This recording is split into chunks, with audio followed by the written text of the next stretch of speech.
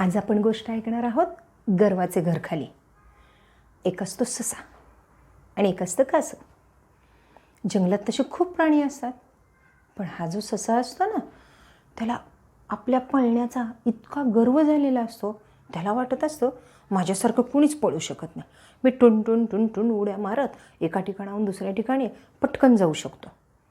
आणि मग तो एक दिवस बघतो कासव आपला हळू हळू हळू हळू चालत असतं. कासवाला काही सशासारख्या उड्याही मारता येत नसतात आणि वेगानं पळताही येत नसतं. मग ससा कासवाला चिडवण्यासाठी मुद्दाम म्हणतो, काय कासव भाऊ, काय चाललंय, लावायची का शर्यत आपल्या दोघांची पळण्याची? कासव म्हणतो, नको बाबा, तू टुनटुन टुनटुन उड्या मारत पळत जाणार, मी आपला हळू हळू हळू हळू चालत जाणार, शर्यत काय तूच जिंकणार. ससा म्हणतो, नाही नाही, बघू, लावूयात की आपली शर्यत. मग कासव बिचारा आपलं ठीक आहे म्हणतो, लावूयात. सशाला त्याच्या पळण्याचा गर्व झालेला असतो बरं का. आणि मग ससा म्हणतो, चला दुसऱ्या दिवशी सकाळी आपली शर्यत ठरली.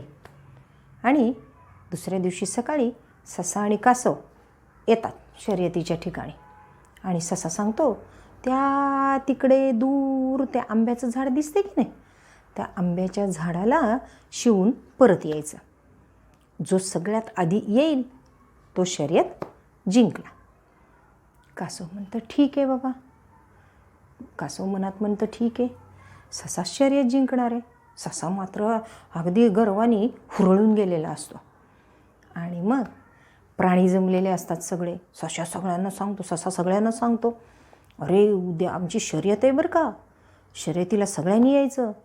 आणि मग दुसऱ्या दिवशी ससा आणि कासव जमतात तिथे, सगळे प्राणी जमतात. आणि मग एक रेघ ओढलेली असते आणि तिथून शर्यतीला सुरुवात होते. 1 2 साडे माडे 3 असं म्हटलं की ससा टुन टुन टुन टुन टुन टुन उड्या मारत पळत सुटतो. कासव आपलं हळू हळू हळू हळू हळू हळू त्याच्या गतीनं चालत असतं.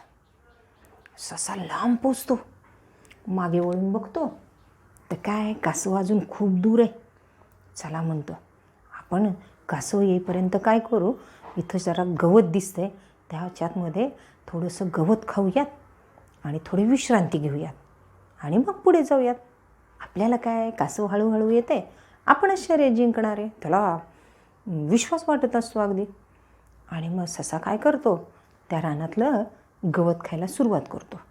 थोडं थोडं थोडं थोडं करत म्हणता पोटभर गवत खातो. आणि तिथंच त्याला डुलकी लागते. डुलकी लागल्यानंतर वारं छान सुटलेलं असतं, किती वेळ जातो त्याला काही कळतच नाही. कासव आपलं हळू हळू हळू हळू हळू ससाच्या इथपर्यंत पोचतो. बघतो तर काय, ससा झोपलेला. कासव म्हणतो, झोपू दे, ठीक आहे. आणि मग हळू हळू हळू हळू तसंच कासव पुढं जातं, आंब्याच्या झाडापर्यंत पोचतं आणि परत फिरून सशापर्यंत येतं. ससा आपला घोरतोय. आणि मग कासव त्याला न उठवता तसंच पुढं येतं. पुढं आल्यानंतर थोड्या वेळाने ससा खडबडून जागा होतो. अरे, आपल्याला कधी झोप लागली कळालंच नाही. मागे बघतो, मागे तर काही कासव दिसतच नाही. अजून काही कासव पोचलंच नाही काही की इथपर्यंत. चला आता आपण पटकन आंब्याच्या झाडापर्यंत जाऊन पोचून परत जाऊयात, शर्यत तर आपणच जिंकणार आहे. टुन टुन टुन उड्या मारत आंब्याच्या झाडापर्यंत जातो आणि तिथून परत शर्यत जिथून सुरू झाली तिथपर्यंत येतो आणि मी शर्यत जिंकली ओरडायला लागतो. असं तो ओरडत असतानाच तिथून हळूच कासव बाहेर येतं आणि म्हणतो, ससोबा, शर्यत तू नाही जिंकली, शर्यत मी जिंकली. सशाला वाईट वाटतं आणि मग तो त्याची हार स्वीकार करतो. आणि मग त्याच्या लक्षात येतं की आपण कधी कुठल्या गोष्टीचा गर्व करू नये. कासवासारखं जर आपण सतत प्रयत्न करत राहिलो चिकाटनं तर आपण नक्कीच शर्यत जिंकू शकतो. मात्र सशासारखा आळशीपणा केला तर आपण कधीही शर्यत जिंकू शकत नाही. मग तुम्ही ठरवा बरं, आपण सशासारखं वागायचं आहे का कासवासारखं वागायचं आहे, आणि शर्यत जिंकायची की हरायची आहे, बरोबर ना?